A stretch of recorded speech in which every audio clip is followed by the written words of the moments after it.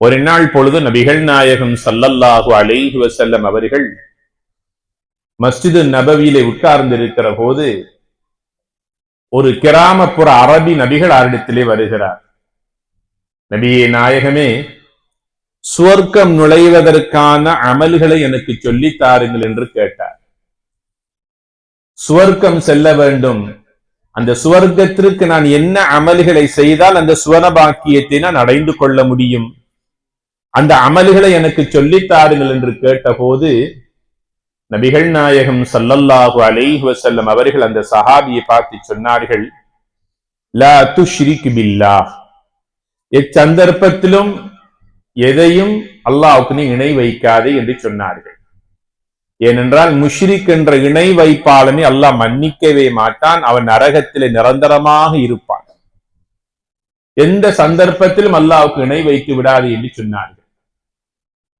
இரண்டாவது சொன்னார்கள்,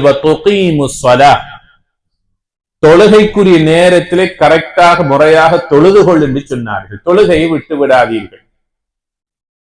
மூன்றாவது சொன்னார்கள், அல்லாஹ் உங்களுக்கு தந்திருக்கிற சொத்து செல்வங்களிலிருந்து ஏழை வரியாம் ஜகாத்தை கரெக்டாக முறையாக அந்த மக்களுக்கு அவருடைய ஹக்கை கொடுத்து விடுங்கள் என்று சொன்னார்கள்.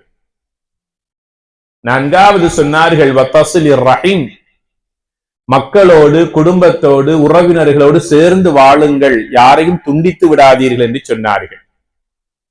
இறுதியாக சொன்னார்கள், ரமலான், ரமலானுடைய மாதத்தில் நீங்கள் நோன்பு நோற்றுக் கொள்ளுங்கள், ததுகுலூனல் ஜன்னah, சுவர்க்கத்திற்குள் இலகுவாக நீங்கள் நுழைந்து கொள்ளலாம் என்று அந்த கிராமப்புற அரபியை பார்த்து நபிகள் நாயகம் ஸல்லல்லாஹு அலைஹி வஸல்லம் கூறிய மேற்படி ஹதீஸ் சஹீஹ் முஸ்லிமிலே பதிவு செய்யப்பட்டிருக்கிறது. எங்களுடைய இலக்கு இலட்சியம் அந்த உன்னதமான சுவனபாக்கியத்தை அடைந்து கொள்வதுதான். அதற்காகத்தான் நாங்கள் நோன்பு நோட்கிறோம், அதற்காகத்தான் இரவு நேர வணக்க வழிபாடுகளில் நாம் ஈடுபட்டுக் கொண்டிருக்கிறோம், அதற்காகத்தான் அல்லாஹ் தந்த சொத்து செல்வங்களை சதக்காவாக கொடுக்கிறோம், ஜகாத்தாக கொடுக்கிறோம். ஏழைகள், அனாதைகள், மிஸ்கீன்கள் என எல்லா மக்களுக்கும், தேடி வருகின்றவர்களுக்கும் நாம் தேடி சென்றும் அந்த மக்களுக்கு உதவிகள் பல செய்வதெல்லாம் எதற்காக தெரியுமா? நரகத்தை விட்டும் பாதுகாப்பு பெற்று அந்த உன்னத சுவனபாக்கியத்தை நாம் அடைந்து கொள்ள வேண்டும் என்பதற்காகத்தான்.